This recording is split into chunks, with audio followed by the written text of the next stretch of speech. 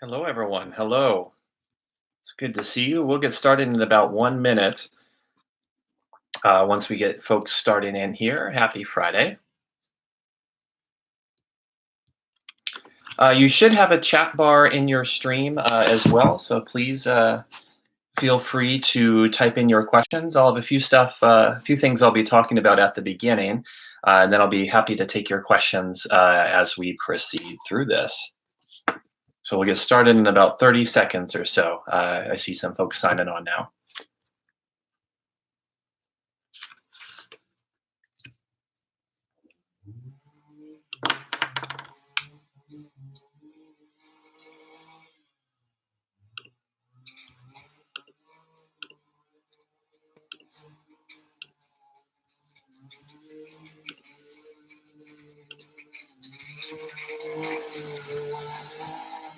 All right.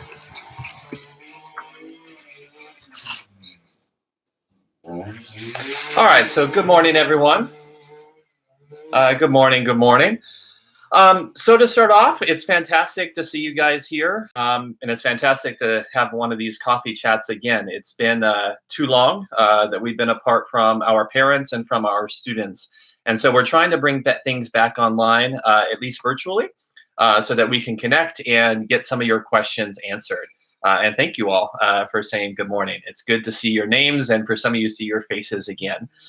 We are going to try to make this regular throughout the year while we are in distance learning, so we can answer your questions and form those connections as well. So this is the morning edition, the coffee chats that we usually have. Ms. Gubon, our APD, has a fantastic series of events, her happy hours. Last one was on Wednesday at 5. And so we'll be doing these two parents events and trying to expand our programming as well.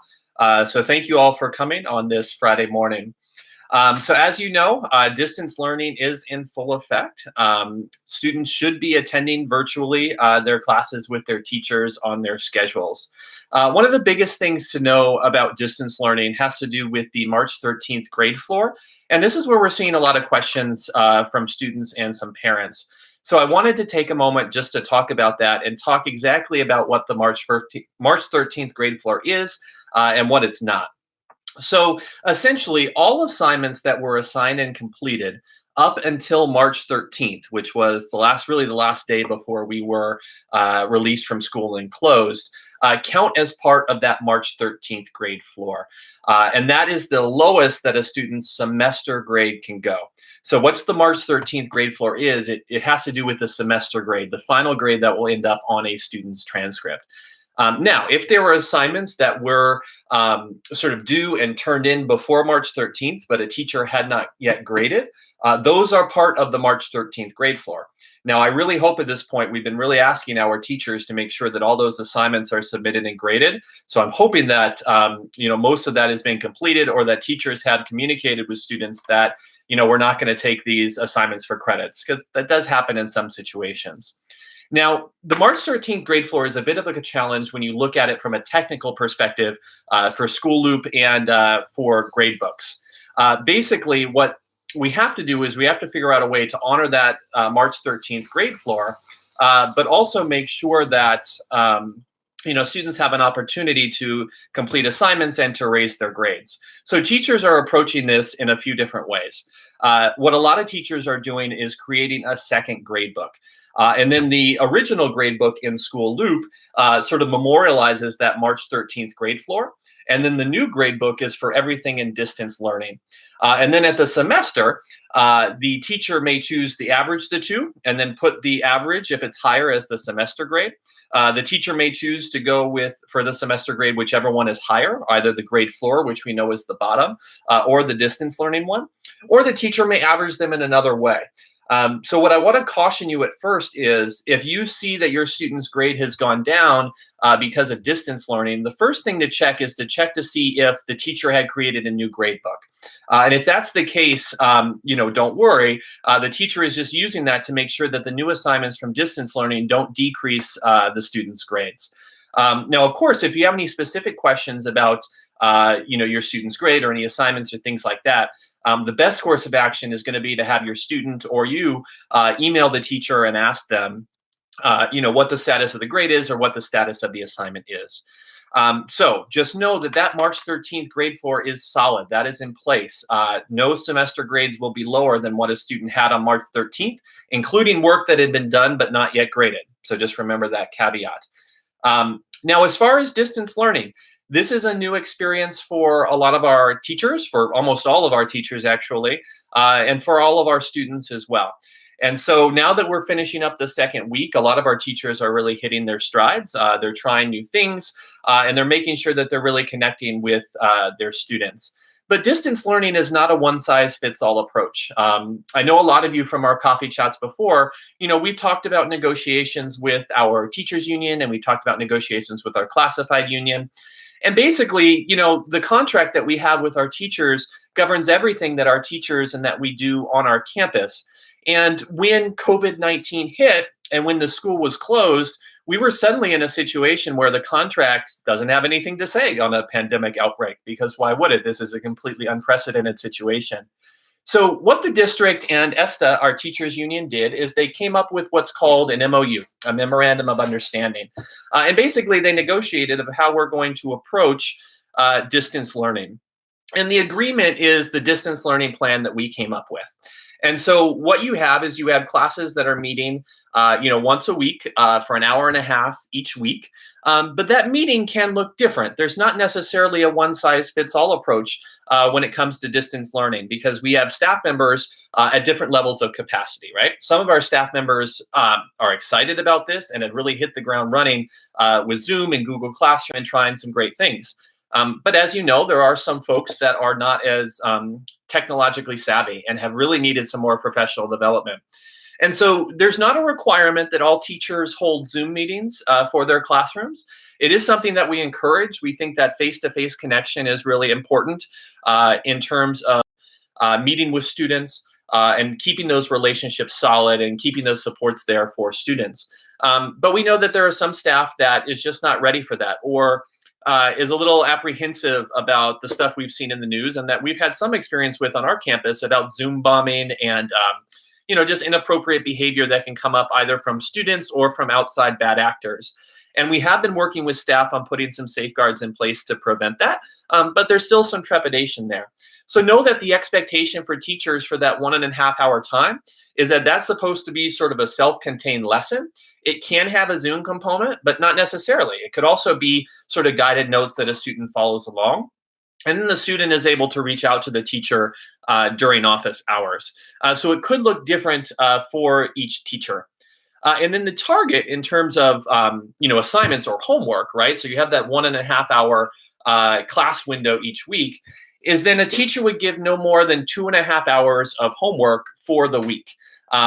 And so that's what students would complete on their own time and then submit either through School Loop, Google Classroom, or through whatever medium the teacher is using. By and large, though, I would say the vast majority of our teachers are using those three: Zoom, School Loop, and Google Classroom. I have heard from some parents feeling that there's been more than 2.5 hours of work assigned. I heard from some saying that they feel like it's not 2.5 hours. Know that this can be a challenge to gauge. Teachers are used to sort of those nightly assignments, and so trying to come up with 2.5 hours of weekly work, it takes some time for teachers to really sort of standardize it and calibrate it so they know sort of for all students what 2.5 hours is.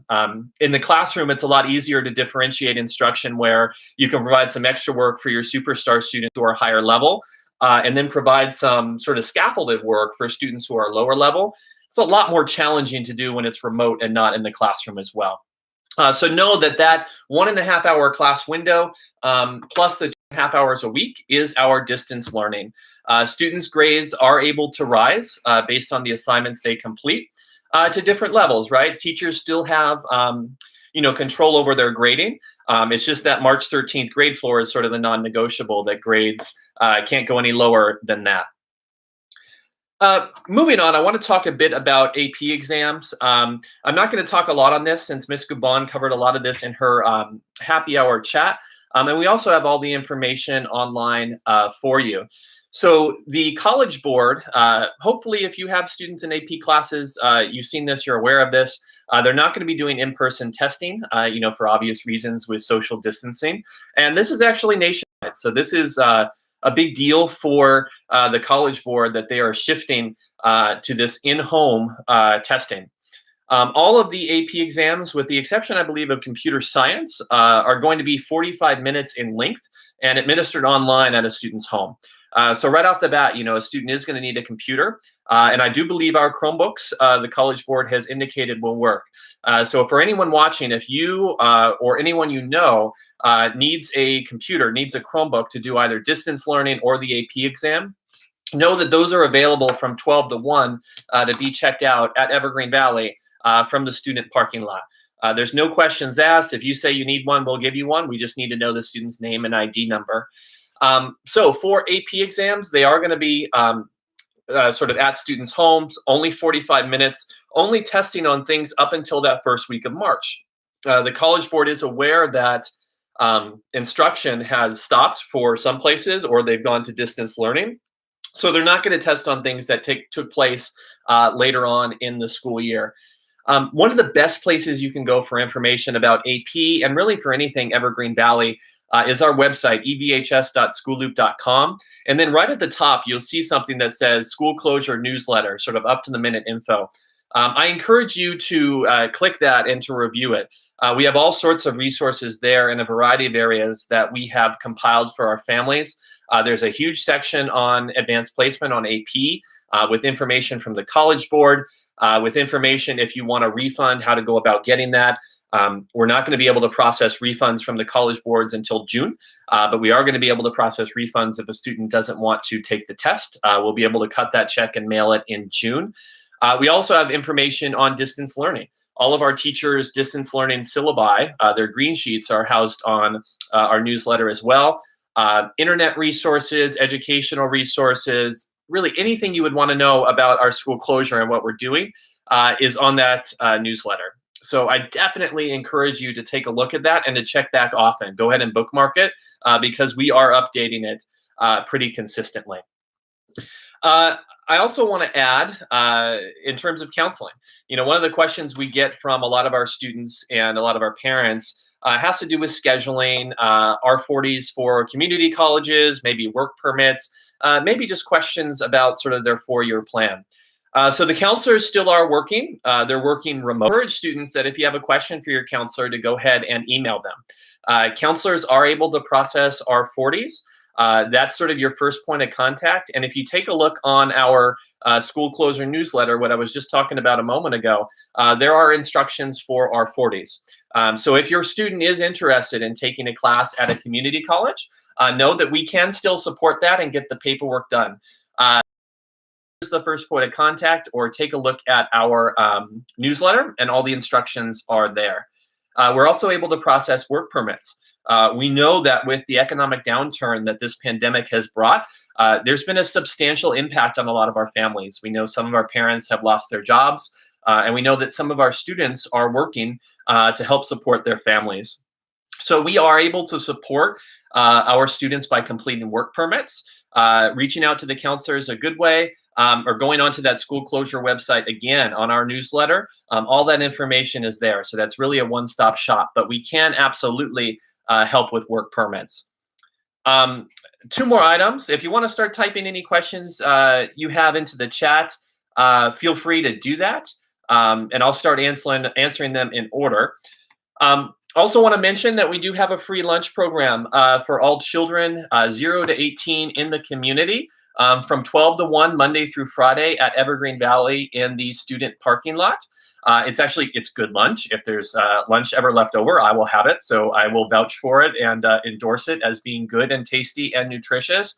No questions asked, and the kid does not have to be in the car.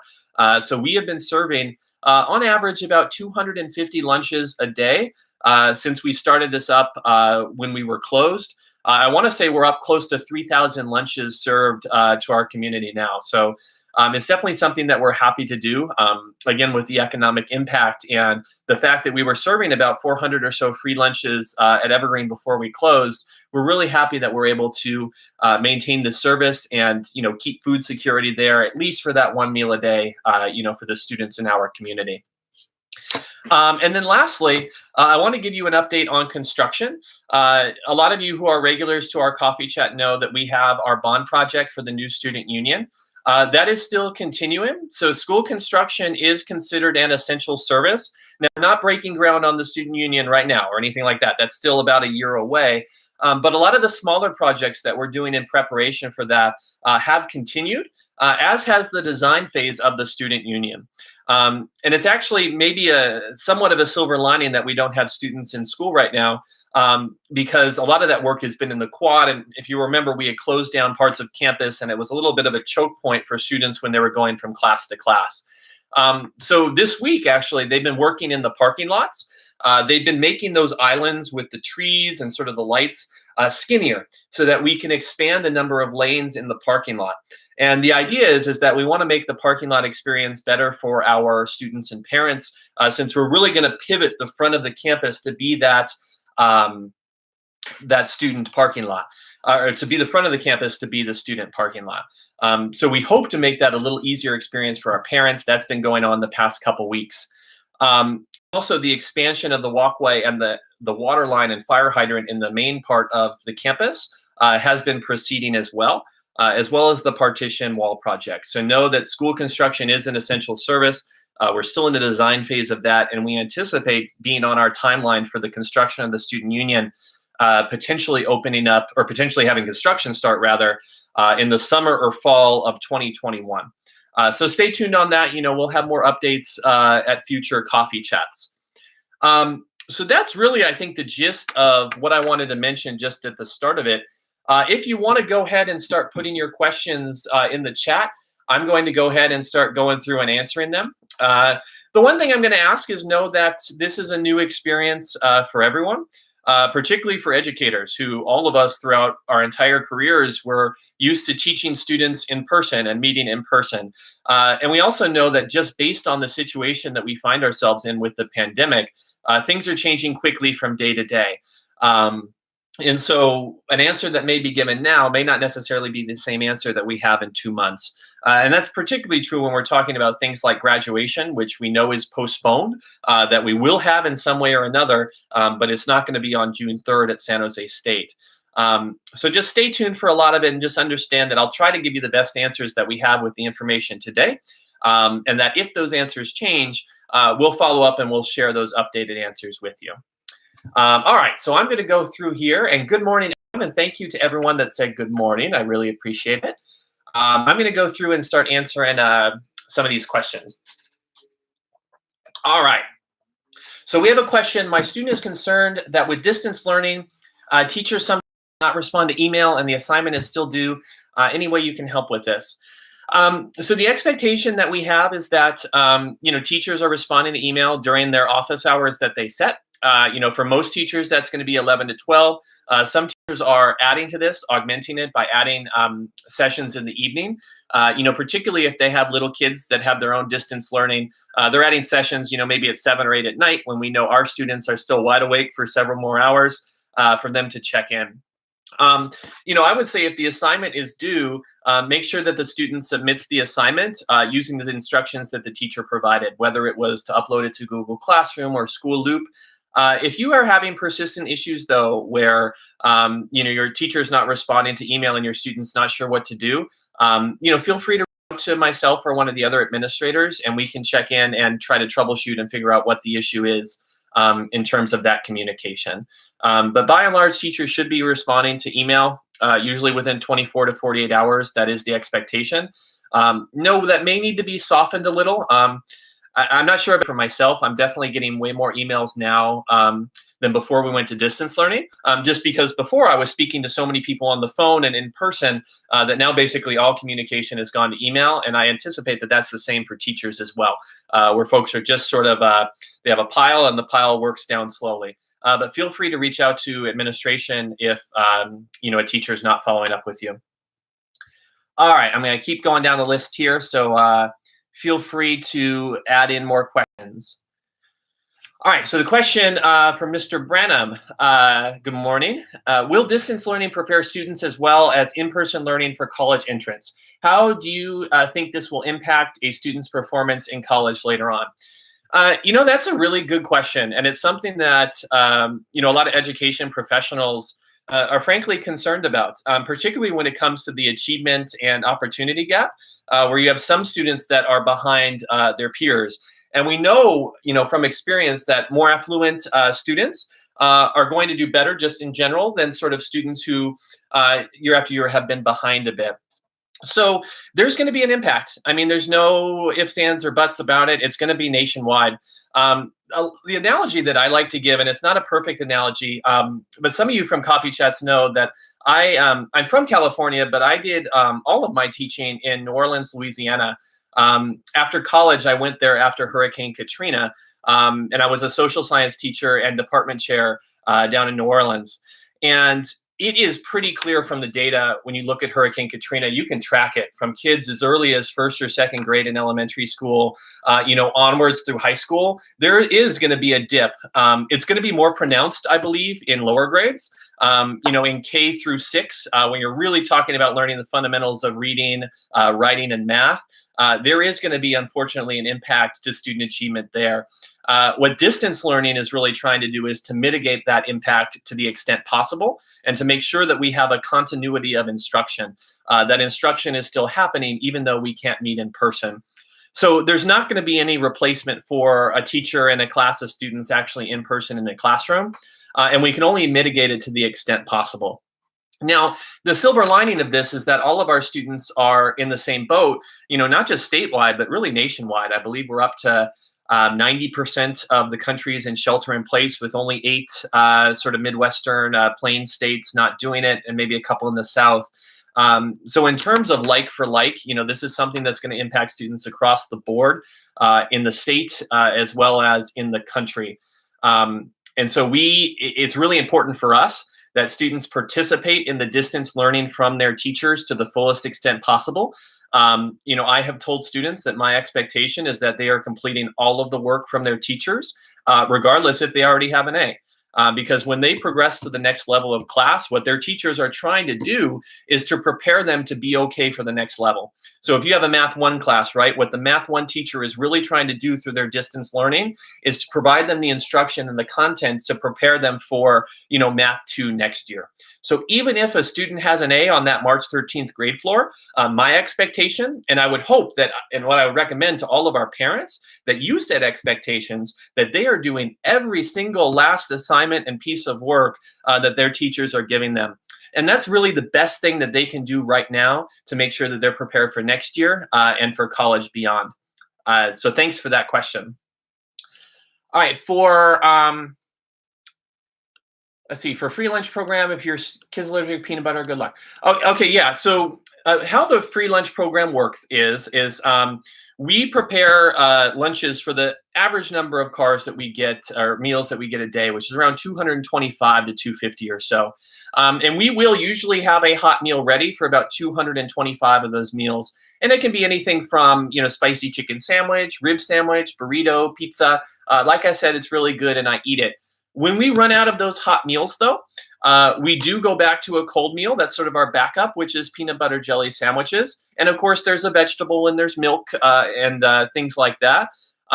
It helps if you come earlier, you'll get that hot meal. Our staff should be asking if you're okay with peanut butter jelly before we get that out, though. So thank you for that question. All right, I'm going to keep going down here. All right, so this is from Trang. With distance learning, I'm worrying.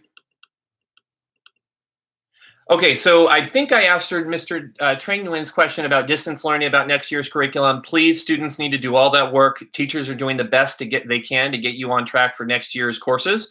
Even if you have an A, the expectation is you should be doing the work.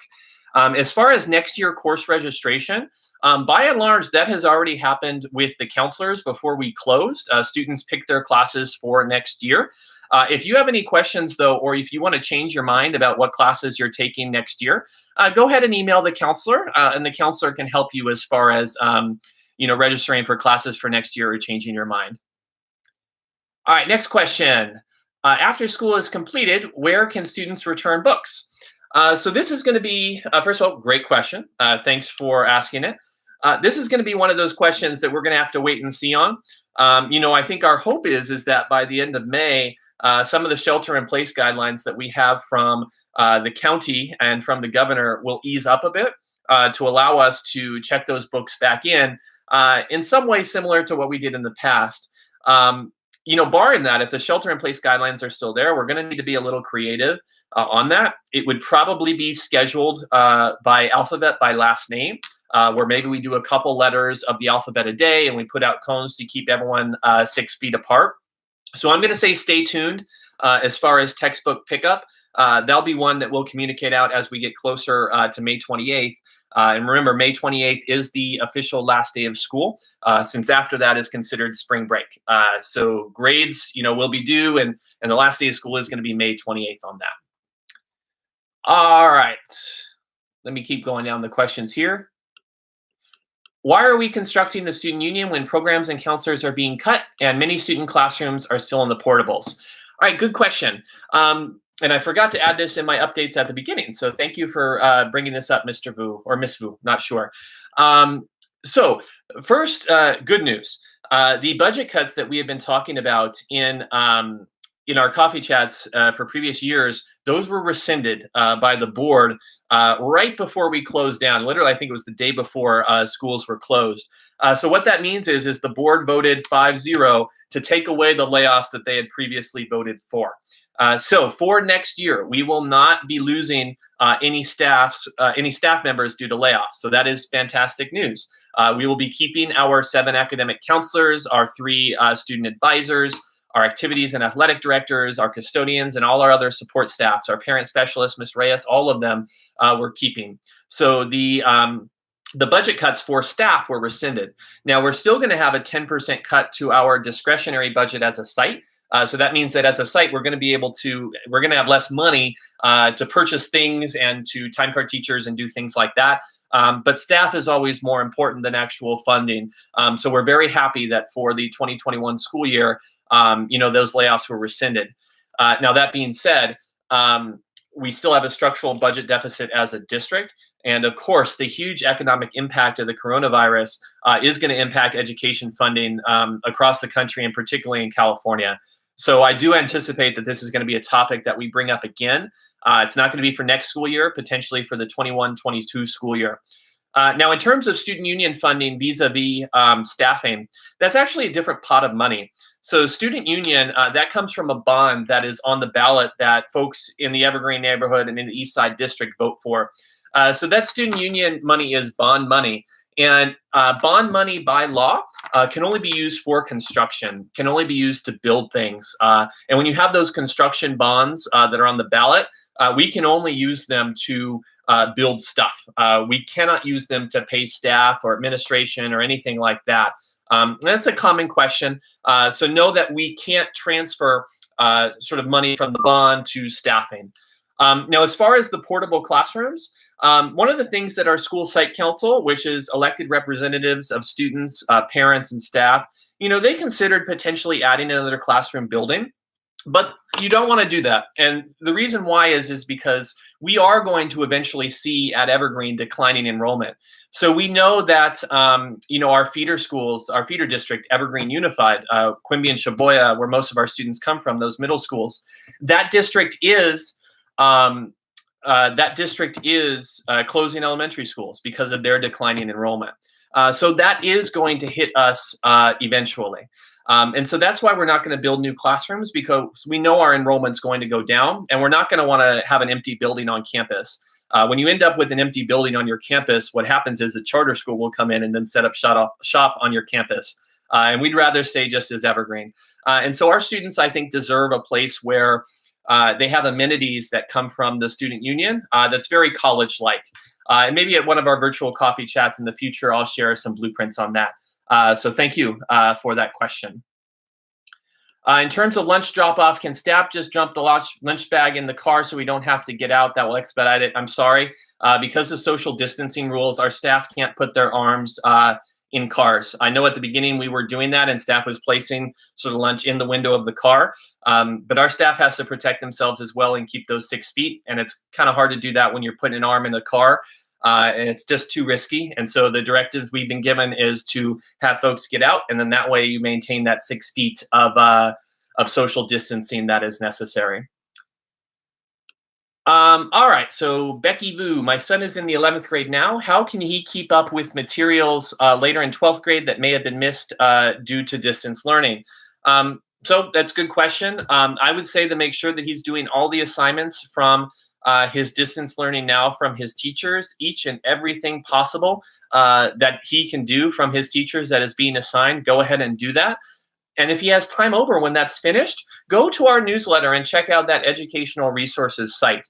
So we have enrichment resources and activities that we provided that students can prepare for and can get a head start on. So that would really be my recommendation. Even if a student has an A, the expectation is they do all the assignments and then enrich themselves through these other activities. And of course, reach out to your students' teachers, or have them reach out to their teachers or the counselors. Teachers are going to be in the best position, to answer the question of what do I need for the next level, and they're going to be happy to help. So reach out to your teacher and counselor, make sure you're doing all the distance learning work, and then make sure if you have time left over that you're using those enrichment activities that we have, things like Khan Academy, and there's a whole bunch of other websites, depending on what subject area you're looking for, that can help. Again, though, teachers are going to be in the best position to know what you need next year and are trying to craft that distance learning to make sure students are in a good position for next year. So thank you for that question. Next question. How can my student pick up her items that were left at school? Well, first off, I would say email one of the administrators and we can try to help. I would say that this would be an essential item only, though. The shelter in place has restricted non-essential travel. So if it's something like, I want to get my favorite scarf from my PE locker, we're probably going to tell you, you're going to need to wait until those shelter in place guidance is lifted.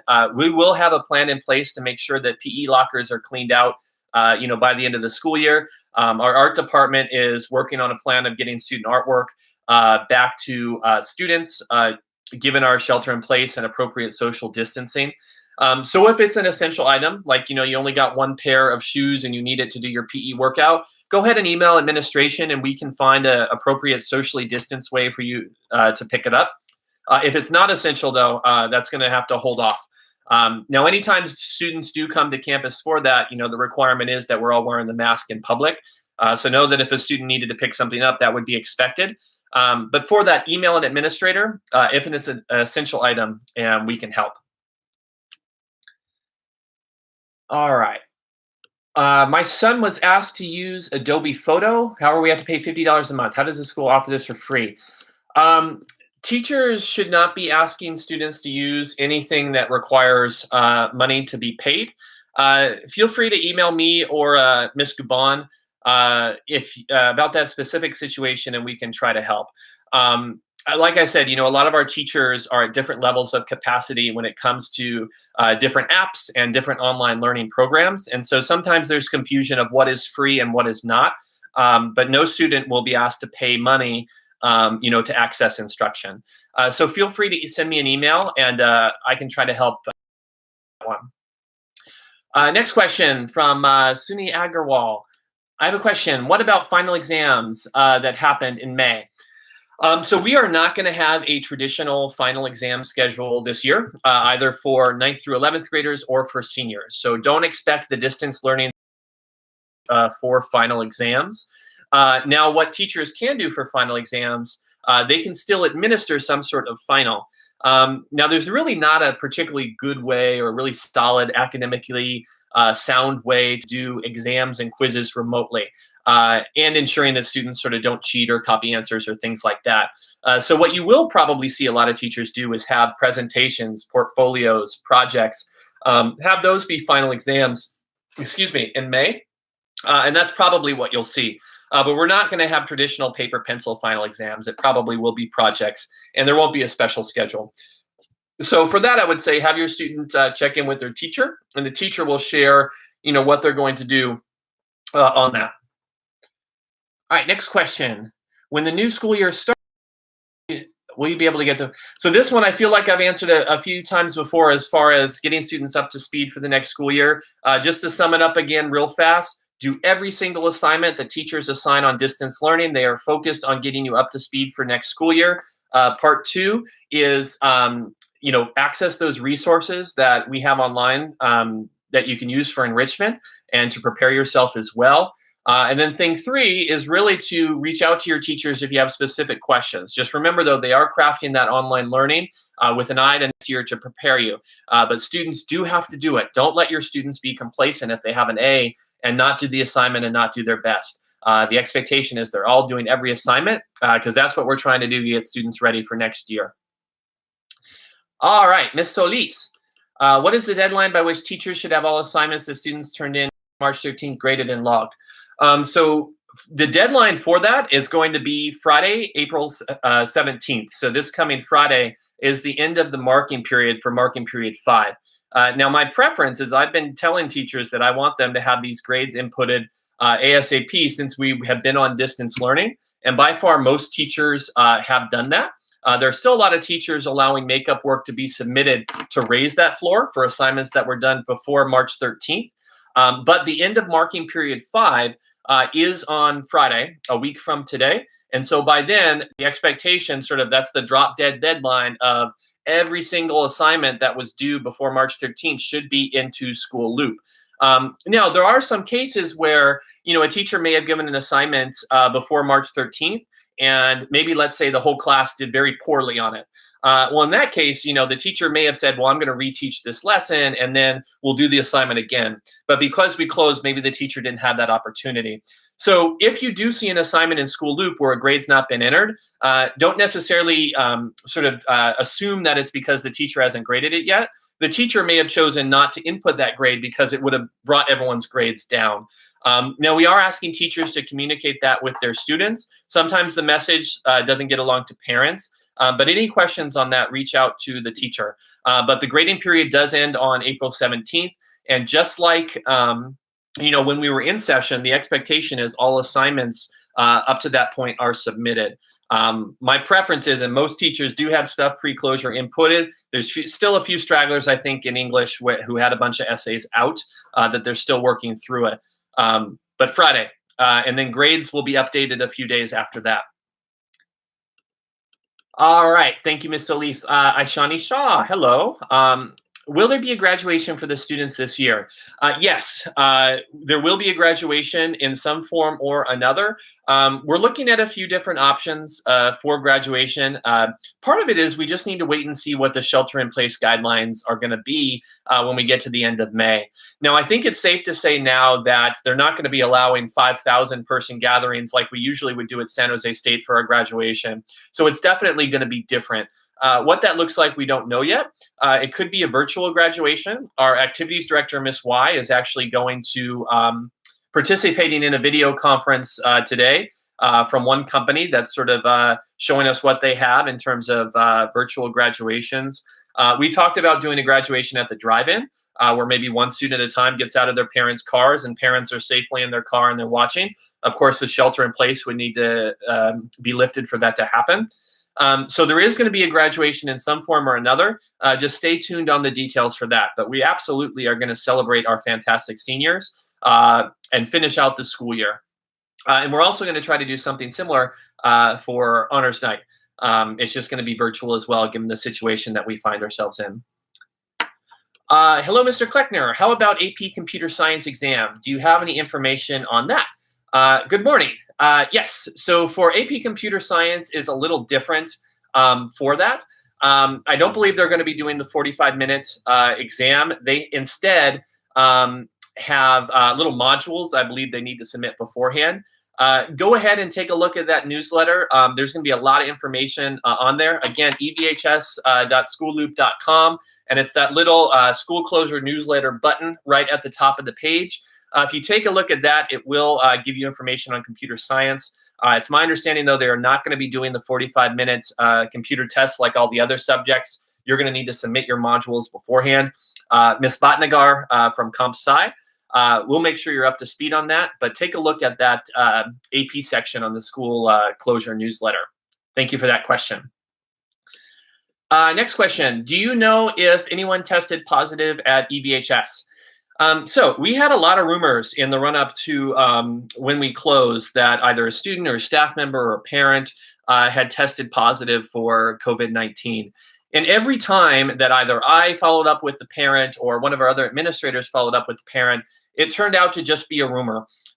We were not, up until this point, we have not been told of any student or staff member of ours that tested positive for COVID-19. So it seems like, at least up until we closed school, that we dodged that bullet. We were not aware of any positive cases. Now, at this point, we've been out of school approaching a month now. I'll be honest with you, still no one has told me that they tested positive for it. Now, they may not have told me, though, because at this point, we're so far away from school, there's no risk of it being passed along when we were in session.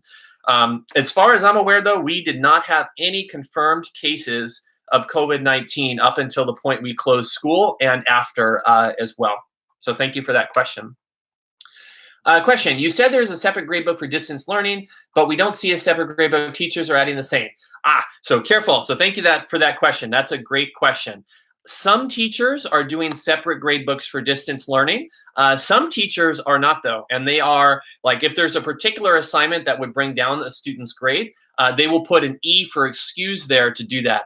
So the practice of how teachers are maintaining that grade floor is going to be different from teacher to teacher.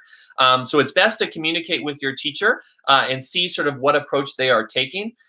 Because that March 13th grade floor and how the technical aspect of how you do the grade book will look different from teacher to teacher. The two separate grade books is kind of, I think, the easiest, but there are some other teachers that have some other solutions as well. Just remember, though, that March 13th grade floor holds whatever your grade was on March 13th, including work that had not been graded yet. Next question from Con Win. My boy is 17 years old and would like to work this summer if possible. Does he need a work permit? I don't think work permits are required during the summer. I'm going to have to check in on that one.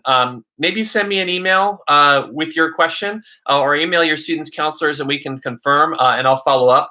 If we were in person, I don't know if Mr. Doe is still in the chat. Mr. Doe, if you're still here, if you could update that question in the chat. Mr. Doe is our head counselor in terms of if a work permit is required in the summer. I don't think it is, but double check. Don't take my word for it on that one. And Mr. Doe, please reply if you're still in here. Otherwise, feel free to send me an email and I'll track down that answer for you. If a work permit's required, we'll be able to help with that. In terms of hot meals, yes, we have been increasing our hot meals since we started. It's a fine balance between having enough hot meals for everyone and food waste. We can't save any hot meals, and so we have to throw it away. So it's a constant balance that we're trying to have between not making too much food and then wasting it, and then having enough for everyone. So we're trying. Peanut butter's just a backup. All right, next question. Kieran Ladwa. She's a parent of a freshman. Is there any way that you can volunteer to help teachers or school staff?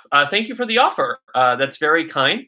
Our PTSA has been doing great work in terms of communicating out with parents, advertising certain things our students are doing to help our community. Right now, I don't think we really have any parent volunteer opportunities. Our district has a great set of master teachers. Some are at Evergreen and some are at other schools that are doing a lot of professional development and capacity building for our teachers. So right now we don't, but we may. We may need some help from our parents, particularly when we start thinking about things like textbook pickup from the locker rooms, things like that. We may be reaching out to PTSA and our parent community for parent volunteers as we get closer because, we have almost 1,500 students that are in PE and have stuff in their lockers, and that's going to be a big logistical hurdle that takes place. So thank you for offering volunteering. I don't think we have any right now, but stay tuned on that. All right, next question. Sherry Vu, are students going to have any AP test? I received a couple credits of refund. I'm not sure what you mean about the couple credits of refund, but yes, the AP exams are happening. They will not be in person. They are all online, 45 minutes in length, and students will complete them at home with a computer. If a student chooses not to do an AP exam that they signed up for this year, they will be refunded after all the AP exams are done, and that refund would go out in June. So yes, the AP exams are happening. They're going to be way different this year, probably compared to any other year ever. And if you don't take the exam and want a refund, we'll be able to process those in June. Thanks for that question. Next question, Denise Montez.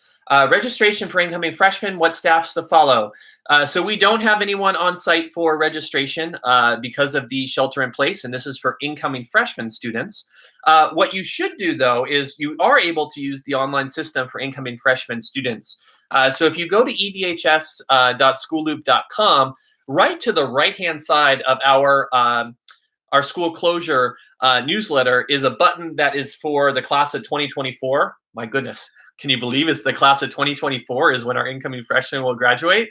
But if you click on that button for the class of 2024, that will get you into the online registration system. Go ahead and submit your information to that system. That is step one, is to use that online application system and submit all your information there. You're also going to want to make sure that you submit a course request sheet for your incoming freshman student. This would be a sheet, and the instructions are in that button there if you click on it. This is the sheet where you request your classes. We definitely want that since it helps us with staffing and knowing what our numbers are and how many sections of certain classes that we need as well. Please go ahead and do those two parts. Now, the third part, we're going to need to wait until June, and that's the document verification piece. That's where you would bring in your lease, your mortgage, and your bills and things like that, and we would check them over in person. So we're not doing that part right now, but we will be able to do those parts once we get into the summer. Please don't worry. It's not going to impact your students' enrollment if you're not able to get your documents verified right now, nor will it impact your students' course requests or the classes that they get scheduled into. But what we really need you to do for incoming freshmen is to submit the online application and then submit your course request to us. Once you've done those two things, you're good, and then we'll send out communications for when we can start document verification again. So great question. Thank you. Next question, how will students do hands-on in classes with labs? So yeah, right now that's not going to be possible given the shelter-in-place guidelines. They're not going to have any hands-on in our labs. At first, when we had hoped that we would be coming back to school in May, there had been plans to time card teachers after school and during the weekend for that. But now that the school closure has been extended to the end of the year, there's not going to be any in-person labs possible. Some teachers are doing demos where they're showing sort of videos of the labs being done. But yeah, in-person labs unfortunately aren't going to be possible. We should be able to do that next school year once we're all back. Next question, Judy Chen. My daughter will be in 9th grade. How can we complete document verification? That was the previous answer. So please go to the website, class of 2024, submit the online application, submit your course requests. We will let you know when document verification is ready to go once the shelter in place is lifted. But if you don't do those two things, online application, course request form, you are good and open up again. All right. Is this recorded somewhere? Good question. I think so. This is the first YouTube Live ever. If it is recorded somewhere, I will post it on our school closure newsletter. I think I pressed the recorded button, and I think YouTube records everything. But this is me sort of being open with learning the technology as well.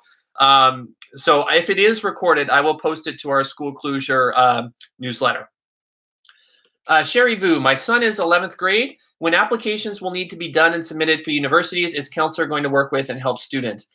Yeah, sure. So if your student's in 11th grade, our counselors will share that information out. We anticipate being back to school in August, and the counselors holding these presentations and sharing this information by class and in assemblies and things like that. But we will find a way, to communicate that, to our students as well, and the counselors will be able to help support with that. Right now, we're sort of in, for a lot of our students, the decision phase and the waitlist phase for getting to college for seniors. And then as summer and fall approaches, the counselors will be helping guide students when it comes to college applications, financial aid, and things like that. So thank you for that question. Did our district consider agreeing to pass or no pass this semester in lieu of grades? It seems sensitive to penalize students as well. The notion, despite not doing any additional work. So the district did consider doing pass or no pass. I know some other districts, have chosen to go that route. Our district chose not to go that route. So we have that March 13th grade floor, which makes sure that there is equity in place, that grades won't go down because a student doesn't have access during distance learning, but it still allows students to raise their grades as well.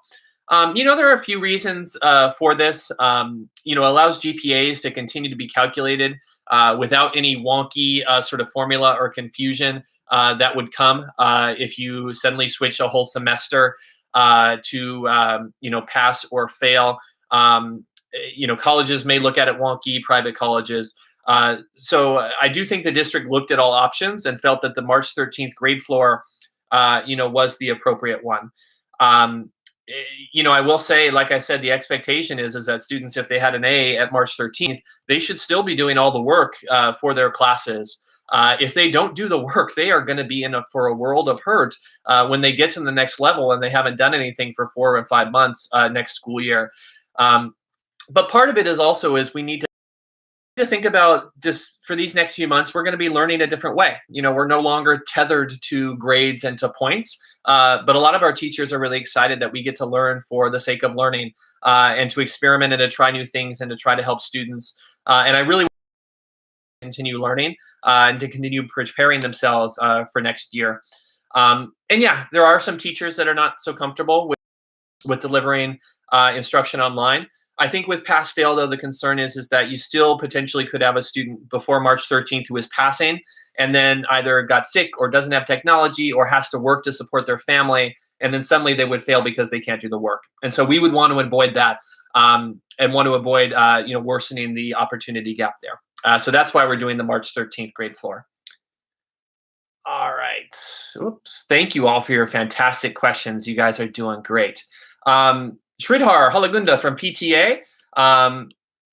Yes, please. I will share that with PTA, and then PTA can push that out as well, the link for the recording. Thank you, Sridhar, for sharing. Suni Agarwal, since prom was canceled, can we expect refunds for the ticket price? Great question. Yes. So Miss Y and I have been going back and forth with the Marriott, which is where we had scheduled senior prom for. And the Marriott just agreed the day before yesterday, finally, to cut a check for a full refund. It's about $20,000 we had paid in the deposit to the Marriott for that. And so we didn't want to issue refunds until we got the money back from the Marriott because ASB and the senior class don't have $20,000 to issue the refund. But the good news is the Marriott will be refunding all of our money. They're going to be mailing the check to our bank clerk. Since the school, we're not able to accept mail right now. It's all on hold. As soon as the bank clerk gets the check, she will start cutting individual checks for students. We anticipate right now mailing those refunds for senior home. Just that seems to be the easiest socially distant way to do it without having hundreds of folks come in for a refund. Small chance we may do it at lunch distribution, but probably not. It's probably going to be mailed home for refunds. I don't have a timeline on it yet. The Marriott hasn't said they put the check in the mail yet. I would say maybe let's hope to get those done by maybe first week of May, if not earlier. It really depends on when we get that check in from the Marriott. But yes, you can expect refunds for the tickets for senior prom. Oh, I see an update from Mr. Joe in the chat. Okay, work permit is required during the summer. Yes. So that is a yes for work permit. Then I believe we would then use semester 2 grades for that. So the work permit during the summer is required as per our fantastic head counselor, Mr. Doe. So if you do need a work permit for the summer, follow those instructions on the school closure newsletter and then email the counselor and they will be able to help.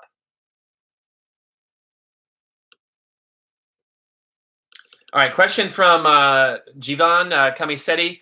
Can teachers publish March 13 grade 4 and final grade so we can know how distance learning impacted students' grades? And this can be uniform. Because teachers are using different methods of gradebook, we can't prescribe sort of a specific methodology of how they maintain that grade floor. It may be different from teacher to teacher. What we have told our teachers, though, is that we want them to communicate to students fully of, what the March 13th grade floor is, where students can find it, and then how they can. So that is what teachers should have communicated that to their students. It will be different from teacher to teacher, just because we don't have a one-size-fits-all approach to distance learning. The one-size-that-fits-all is that grades are sort of stuck at that March 13th in terms of going down. So if your teacher has not shared that information with the student, I would have the student ask, and if you're still having trouble getting that information, you can reach out to the teacher or reach out to me, and I will look into it and I will ask.